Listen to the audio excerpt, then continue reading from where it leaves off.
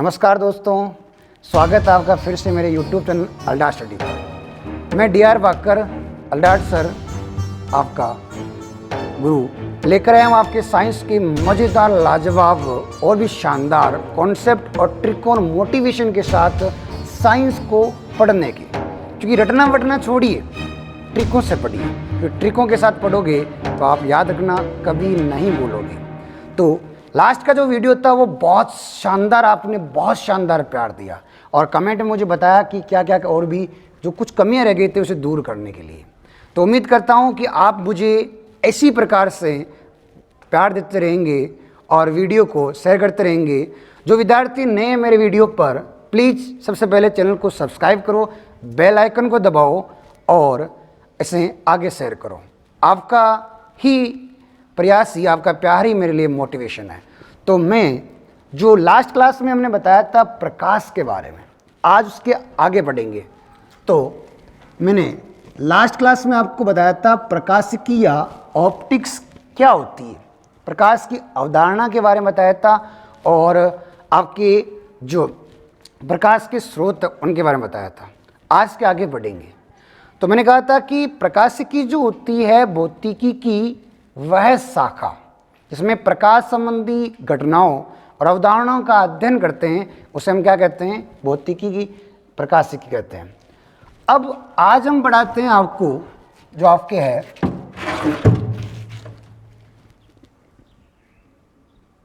आज आगे पढ़ते हैं प्रकाश की प्रकृति। तो देखो, प्रकाश की प्रकृति के बारे में समझते हैं, नेचर ऑफ लाइट। तो प्रकाश होता क्या है? सबसे पहले क्या हुआ था कि प्रकाश की प्रकृति को समझाने के लिए अलग अलग वैज्ञानिकों ने अपने अलग अलग मत दिए थे। तो सबसे पहले एक वैज्ञानिक आया था न्यूटन। और याद रखना, न्यूटन एक ऐसा वैज्ञानिक था जिसका भौतिकी के विकास में सबसे ज़्यादा योगदान था। न्यूटन ने ही द लॉ ऑफ ग्रेविशन और ग्रेविटी के नियम और लॉ ऑफ मोशन, गति के समीकरण दिए थे। इसे भौतिकी का जनक कहते हैं। The father of physics is called that Newton. याद रखना, न्यूटन को ही आपके भौतिकी का जनक कहते हैं। अब न्यूटन ने बताया कि जो प्रकाश है ना, वो किस रूप में गति करता है? कण रूप में। और इसने जो सिद्धांत दिया उसे कहा जाता है प्रकाश का कणीय सिद्धांत। तो याद रखना, आपकी जो लाइट का पार्टिकल थ्योरी, कणीय सिद्धांत जो दिया था ना, वो किसने दिया था? न्यूटन ने। या न्यूटन ने कहा कि प्रकाश कण के रूप में पाया जाता है और कण के रूप में ही गति करता है। मगर इसके बाद में इसकी बातों से कुछ वैज्ञानिक असहमत थे। तो इसके आगे एक वैज्ञानिक आया था, इसका नाम था हाइजेनबर्ग। देखो, इसे हाइजेनबर्ग भी कहते हैं या हाइजेनबर्ग भी कहते हैं। तो उसने कहा कि प्रकाश जो है वो किस रूप में पाया जाता है? वो पाया जाता है प्रकाश तरंग रूप में। और इसे ने प्रकाश का सिद्धांत दिया, प्रकाश का तरंगीय सिद्धांत। याद रखना, इसे कहते हैं वेव थ्योरी। इसने कहा कि प्रकाश जो है ना, उसकी प्रकृति होती है तरंगीय, और प्रकाश जो है वो वेव्स या तरंग के रूप में गति करता है। जैसे प्रकाश के परावर्तन, अपवर्तन, ध्रुवण, ये सारी घटनाएं जो है वो इसी सिद्धांत की पुष्टि करते हैं। मगर दोनों में बहस चल रही थी, जिद हो रही थी। ना, कुछ बातें इसकी सही थी, कुछ बातें इसकी सही थी, मगर दोनों गलत नहीं थी। दोनों अपनी जगह गलत नहीं थे, मगर दोनों को नॉलेज नहीं था। याद रखना, कई बार हमारे जीवन में भी ऐसी कंडीशन आती है, ऐसी प्रॉब्लम आती है कि हम भी सही होते हैं, वो भी सही होता है, मगर गलती होती है तो वक्त की। इंसान कभी गलत नहीं होता, याद रखना।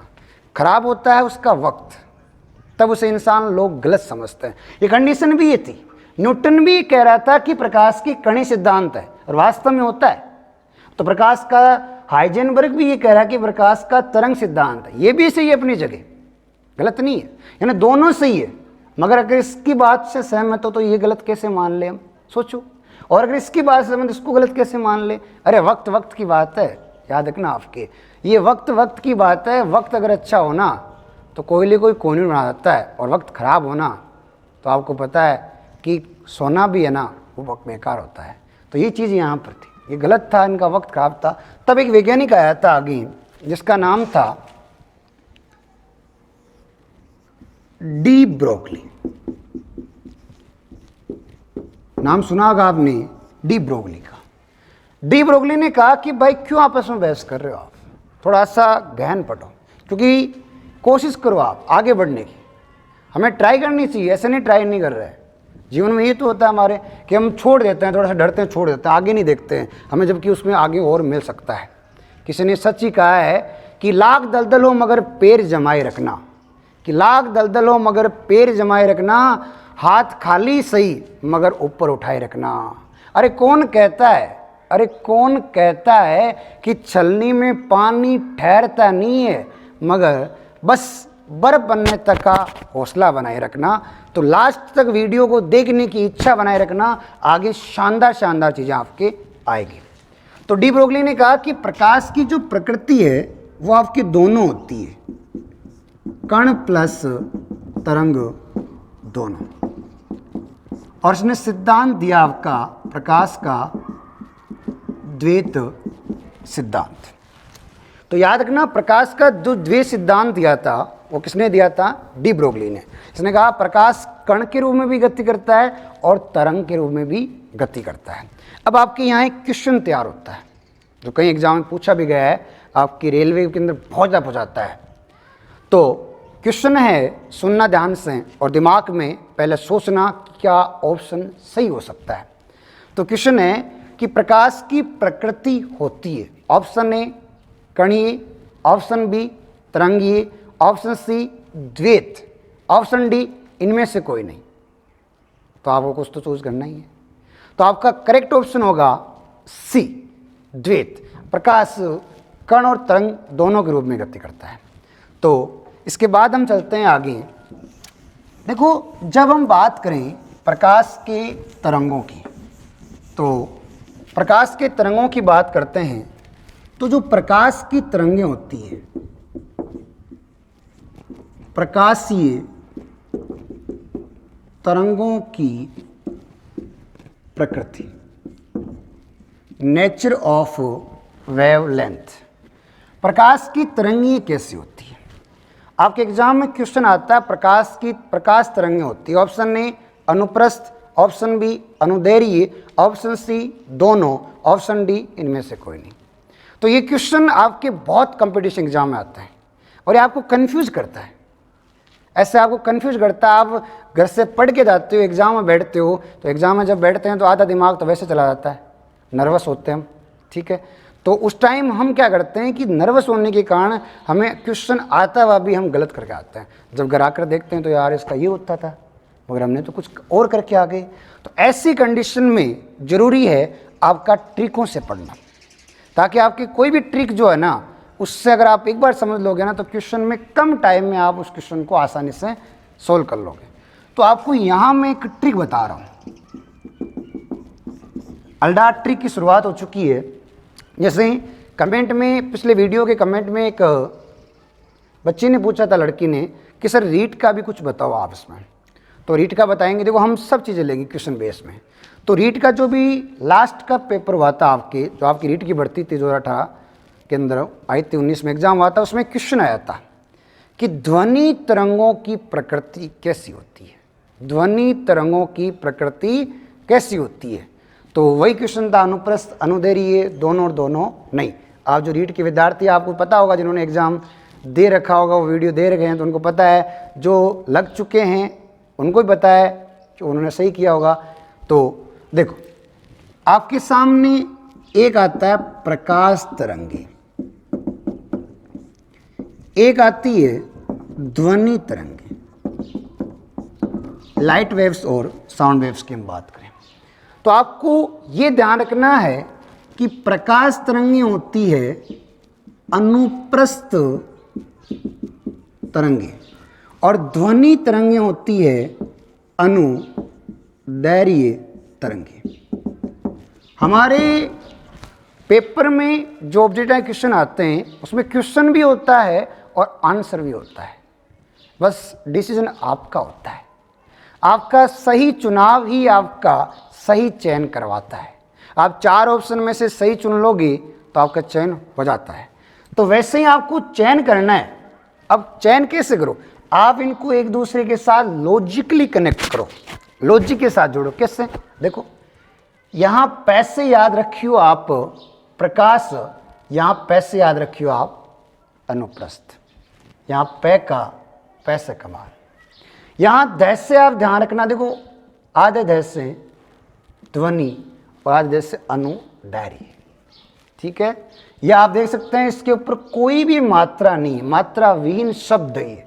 यहाँ भी मात्रा विहीन शब्द है, इस पे मात्रा है और यहाँ पर भी मात्राएं हैं ऊपर। तो आप कैसे भी करके आपने खुद की मर्जी, आप कैसे भी याद करो, आप कैसे पढ़ो वो आपकी मर्जी है, उससे कोई मतलब नहीं है।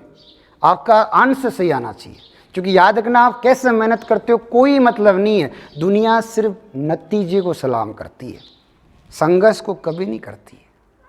हाँ, कहते हैं कि आप कहते हैं एक दिन में पढ़ करके आप कभी सफल नहीं होंगे, मगर हजारों दिन अगर हम पढ़ेंगे तो यकीन मानिए एक ना एक दिन हम सफल होंगे। तो हमें ऐसे एक ही ट्रिक नहीं, कई ट्रिकों को अपने हिसाब से सेट करना है, क्योंकि कैसे कुछ करना है वो आपको पता है। और आपको खुद से ज़्यादा मेरे हिसाब से दुनिया में कोई नहीं जानता है। आप खुद क्या हो, क्या कर सकते हो, उसका आंसर आपको आईने के सामने जब खड़े होते हो ना, तो जो अंदर दिखता है वही दे सकता है। बाकी दुनिया में आप किसी से कुछ पूछोगे ना, तो पूछोगे मैं कैसा हूँ, तो अपना अच्छा है मिलने वाला तो वो कहेगा शानदार, मस्त, अल्डाट है। और किसी दूसरे वाले से पूछोगे जो अपने एंटी ग्रुप का आदमी है, तो बेकार है, तो पूछोगा तो खुद से पूछो कि क्या कैसे पढ़ना है, वही चीज़ यहाँ पर है। अब आता है कि सर, अगला क्वेश्चन आता है आपकी कि सर ये जो तरंगें होती है अनुप्रस्थ तरंगें, ठीक है, ये तरंगें होती हैं, इन तरंगों का तरंग दैर्घ्य क्या होता है? जो वेवलेंथ होती है वो वेवलेंथ क्या होती है? तो क्वेश्चन आता है प्रकाश तरंगों का तरंग दैर्घ्य। तो प्रकाशीय तरंगों का तरंग दैर्घ्य होता है, याद रखिएगा, 3900 से लेकर 7800 एंगस्ट्रॉम। देखो, ये एक क्या है, एक के ऊपर क्या है, ये बार है, ऐसे गोला है, ऐसा लग रहा है जैसे गड़ा है, जैसे गजबन चलती है ना, पानी लेके चलते गजबन, बहुत गाना चला था कि गजबन पानी ने चाली। तो इस गाने से आपको अगर सही तरीके से देखोगे तो आपने समझ में आएगा कि गजबन के गांव में पानी की समस्या थी, इसलिए वो बेचारे पानी लेने जाते थे। देखो, अलग अलग क्षेत्रों में अलग अलग समस्याएं होती है, कहीं गजबन के लिए पानी की समस्याएं होती है, आजकल देखते हैं कि गजबन की समस्या होती है। तो यहाँ पर है ये एक के ऊपर ऐसा है, इसका मतलब है एंगस्ट्रॉम, और एंगस्ट्रॉम का मापता होता है 10⁻⁻10, और लंबाई को मापते हैं मीटर में, तो यहाँ एंगस्ट्रॉम मीटर 10⁻⁻10 मीटर। यानी कि तरंगदैर्घ्य जो होता है प्रकाश का वो 3900 से लेकर 7800 एंगस्ट्रॉम होता है। अब हम बात करें तो प्रकाश की गति के बारे में, तो यहां से आपके एग्जाम में पक्का क्वेश्चन आता है प्रकाश की गति में से, ठीक है। प्रकाश की गति, तो प्रकाश की चाल कितनी होती है? सबसे पहले प्रकाश की चाल कितनी होती है? तो स्पीड ऑफ लाइट की हम बात करें तो सबसे पहला क्वेश्चन आता है कि प्रकाश की चाल की गणना किसने की? जो इसको गणित रूप में बच्चे बताया सबसे पहले। तो याद रखना, प्रकाश के चाल की सबसे पहले गणना की थी उस वैज्ञानिक का नाम था रोमर, और रोमर ने कहा कि प्रकाश की चाल जो होती है वो सबसे अधिक निर्वात में होती है। अब यहाँ एक क्वेश्चन आता है कि प्रकाश की चाल का क्रम क्या होता है? यानी आप कह सकते हैं प्रकाश की चाल का क्रम क्या होता है, ऑर्डर ऑफ स्पीड लाइट। हम यहाँ बात करें प्रकाश के चाल के क्रम की, तो सबसे ज़्यादा होती है निर्वात में। निर्वात मतलब वैक्यूम। निर्वात होता क्या है, देखो शब्द को आप समझो, निर प्लस वात मतलब जहाँ कोई वायु नहीं है, ऐसा क्षेत्र जहाँ कोई इन्वायरमेंट नहीं है, वायुमंडल नहीं है, उसे निर्वात कहते हैं। पृथ्वी के बाहर चले जाते हैं तो वहाँ कोई जीवन नहीं है, क्योंकि वो क्षेत्र निर्वात का है। और प्रकाश सूर्य से आता है, तो सूर्य से प्रकाश आता है तो निर्वात से होकर आता है। अब निर्वात जो है उसमें प्रकाश की चाल सबसे ज़्यादा होती है, फिर आता है गैसों में, और फिर आता है आपके द्रव में, और फिर आता है ठोस में। अब देखो प्रकाश की चाल ये क्यों हो रही है ऐसी, तो आपको पता है ये जितने भी मैंने आपको ये माध्यम बताए हैं ना, इन माध्यम को आप देखोगे तो इनके जो इंट्रामोलिक्यूलर डिस्टेंस होती है, अंतरा आणविक जो दूरी होती है ना, वो अलग अलग होती है। ठोस में काफ़ी पास होते हैं, अर्थात ठोस में कण काफ़ी क्लोज होते हैं। और जब कोई चीज़ क्लोज होती है ना, तो आप सोचो वहाँ ट्रैफिक ज़्यादा होगी, जितनी ज़्यादा ट्रैफिक होगी वहाँ उसकी स्पीड उतनी भी कम होगी। और जहाँ ट्रैफिक कम है फिर आपने स्पीड बढ़ाओगे, जहाँ और ट्रैफिक कम है फिर स्पीड बढ़ाओगे आप, और जहाँ कोई नहीं है बिल्कुल खाली है आप सुसाइड करते जाओगे, मतलब स्पीड के साथ जाओगे आप। तो वही बात यहाँ है। अब आपकी यहाँ एक बात आती है कि सर निर्वात में प्रकाश की चाल, एग्जाम में बहुत बार क्वेश्चन आता है कि निर्वात में प्रकाश की चाल कितनी होती है, या प्रकाश की चाल सबसे अधिक किसमें होती है, निर्वात में, और कितनी होती है। जैसे C से डिनोट करते हैं, इस चाल का मान होता है 3 × 10⁸ मीटर पर सेकेंड। अब देखो 3 × 10⁸ मीटर पर सेकेंड, जरूरी नहीं है आपको एग्जाम में यही ऑप्शन मिले, इसे कन्वर्ट करके भी आ सकते हैं। जैसे 3 × 10⁻10 सेंटीमीटर पर सेकेंड भी हो सकता है, बिल्कुल हो सकता है, क्यों नहीं हो सकता है। या आप कह सकते हैं, आप कहोगे सर हमें शब्दों में बताओ, आप शब्दों में बताओ प्रकाश की चाल मतलब कैसे, आप शब्दों में बताओ। तो देखो प्रकाश की चाल बहुत ज़्यादा होती है, यकीन मानो कितनी, 3 लाख किलोमीटर पर सेकेंड। 10 की पावर कितने आपके 8 है, तो किलोमीटर में लाने तो 3 पावर इधर हो जाएगी, तो 5 बचेंगे। 10 की पावर 5 मतलब 5 शून्य किस में होते हैं, लाख में होते हैं। तो 3 लाख किलोमीटर पर सेकेंड। एक सेकंड में, याद रखना, एक सेकंड में 3 लाख किलोमीटर, एक सेकंड 3 लाख किलोमीटर, इतनी ज़्यादा होती है। तभी तो प्रकाश कितनी दूर से सोर्स से हमारे तक आ जाता है, सोचो आप। और यही चाल सिर्फ प्रकाश की नहीं होती है, याद रखिएगा आप, ये चाल सिर्फ प्रकाश की नहीं होती है, ये चाल आपके इलेक्ट्रिसिटी यानी विद्युत धारा की भी होती है। तभी तो स्विच ऑन करते तुरंत आपके बल्ब जल लेता है। धारा की चाल भी ध्यान रखना यही होती है। तो प्रकाश की चाल 3 लाख किलोमीटर पर सेकेंड होती है, जो काफ़ी ज़्यादा है। इसके बाद गैसों पे, ये डिपेंड करती है गैस से जो है या वायुमंडल में आर्द्रता वगैरह, इन पे डिपेंड करते हैं। तो लगभग 2.29 के लगभग होती है। द्रव की बात करें तो जल में प्रकाश की चाल, तो जल में प्रकाश की चाल कितनी होती है, तो याद रखना जल में प्रकाश की चाल होती है 2.25 × 10⁸ मीटर पर सेकेंड।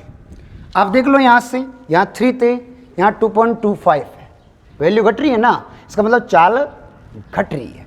कितनी है, 2.25 × 10⁸ मीटर पर सेकेंड होती है। इसके बाद देखो आगे तीसरा आपकी कांच में, तो कांच में प्रकाश की चाल जो होती है, ठोसों में हम बात करें तो कांच में प्रकाश की चाल कितनी होती है, और वो होती है 2.10 की पावर 8 मीटर पर सेकेंड। अब देखो यहाँ जो ठोस है ना, इन ठोसों को प्रकाश के आधार पर 3 भागों में बांटा गया। आपने सुना होगा अपारदर्शी, दूसरा पारदर्शी और तीसरा पारभासी। अपारदर्शी, पारदर्शी और पारभासी। अब आपको यहां समझना है, तो याद रखना ठोस जो होते हैं प्रकाश के आधार पर 3 प्रकार के, अपारदर्शी, पारदर्शी और पारभासी। अब अपारदर्शी कैसे? ऐसे ठोस जिनके आर पार प्रकाश बिल्कुल भी नहीं जा सकता, बिल्कुल भी पार नहीं कर सकता, मतलब जिनके आर पार आप देख नहीं सकते हैं, वो है पारदर्शी है। जिनके आसपास आप बिल्कुल क्लियर देख सकते हैं, जैसे पानी है, कांच है, आप इसको बिल्कुल देख सकते हैं, जैसे कपड़े हैं, दीवार, इनका आप पीछे थोड़ी देख सकते हैं कि पीछे कौन है, क्या कर रहा है, नहीं देख सकते, है ना। पीछे क्या हो रहा है, क्या नहीं हो रहा, हम समझते हैं, बात है ना। कि जैसे पर्दा लगा होता है तो पर्दे के पीछे होता है, कुछ होता है, क्या क्या होता है हमें क्या पता, क्योंकि पर्दा इसलिए नहीं पता होता कि पर्दा है पारदर्शी होता है। और एक छोटी सी बात गुलजार साहब ने कहा था कि चादर की इज्जत करता हूँ, याद रखना, सुनना, अच्छी लगे तो हंस भी लेना, कि चादर की इज्जत करता हूँ और पर्दे को मानता हूँ। हर पर्दा पर्दा नहीं होता, ये तो मैं भी जानता हूँ। वीडियो को कौन लाइक करता है, कौन डिसलाइक करता है, पगलों ये थोड़ा बहुत तो मैं भी जानता हूँ। तो देखो कि अपारदर्शी, पारदर्शी और पारभासी। अब आता है पारभासी, जिनके आर पार प्रकाश आंशिक गुजरता, पूरा नहीं, थोड़ा सा, थोड़ा सा मतलब कितना, चिन्या, थोड़ा सा, आंशिक, यानी बहुत कम प्रकाश आता है, उसे कहते हैं पारभासी। जैसे गंदा, आप देखते हो गंदा पानी में आप थोड़ा थोड़ा देख सकते हैं, मतलब आपको महसूस होता है कि हाँ कुछ पड़ा है। या फिर आप देखते हैं कि जैसे गाड़ी विशेष से होता है, बरसात आ जाती है, बूंदें होती है ऊपर, तो धुंधला धुंधला सा आपको दिखाई देता है, क्लियर नहीं दिखाई देता है, तो वो आपके पारभासी होते हैं। जैसे इनकी अल्डा ट्रिक बताऊँ मैं आपको, तीनों की, बढ़िया है। कि अपारदर्शी मतलब वस्तु है, इधर कोई है, उधर कोई है, तो क्या कहता है इसकी, कि मैंने तुझको नहीं देखा तो तूने मुझके नहीं देखा।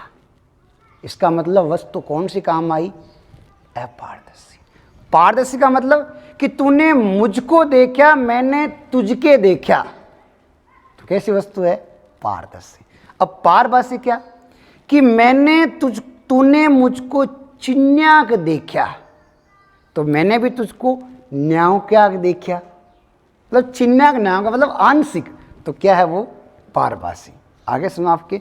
इसके बाद हम देखते हैं इसमें कुछ इंपॉर्टेंट बातों की। अब क्वेश्चन आता है कि प्रकाश निर्वात में गति क्यों कर लेता है। सोचो जरा, सोचो कि प्रकाश निर्वात में गति कर लेता है और ध्वनि जो होती है वो निर्वात में गति नहीं करती, इसका कारण क्या होता है। तो इसका कारण ये कि जो अनुप्रस्थ तरंगें होती है वो निर्वात में गति कर सकती है, जबकि ध्वनि तरंगों के लिए माध्यम की आवश्यकता होती है, और जहाँ माध्यम नहीं होता वहाँ ध्वनि तरंगें संचरण नहीं हो सकती है। तो अब मैं बता रहा हूँ आपको नोट में इंपॉर्टेंट पॉइंट याद रखना, जहाँ से क्वेश्चन आपके एग्जाम में सीधे सीधे आते हैं। पहला है कि दूरी का सबसे बड़ा मात्रक। तो दूरी का सबसे बड़ा मात्रक क्या होता है, याद रखना, दूरी का सबसे बड़ा मात्रक। आरआरबी 2003 में आया हुआ क्वेश्चन आपके कि दूरी का सबसे बड़ा मात्रक क्या होता है। और पिछला जो कांस्टेबल के एग्जाम हुए थे, जो ऑनलाइन एग्जाम चले थे, उसमें शुरुआत इस क्वेश्चन से हुई थी। हालांकि वो 7 मार्च को पेपर हुआ था, तो बाद में रद्द हो गया था, ऑफलाइन पेपर हुआ था फिर 14-15 तारीख को। तो वहाँ क्वेश्चन आया था दूरी का सबसे बड़ा मात्रक, पहला क्वेश्चन था, मुझे याद आज भी। तो वो होता है पारसेक। तो दूरी का सबसे बड़ा मात्रक कौन सा होता है, पारसेक। अब यहां दूसरा पॉइंट देखें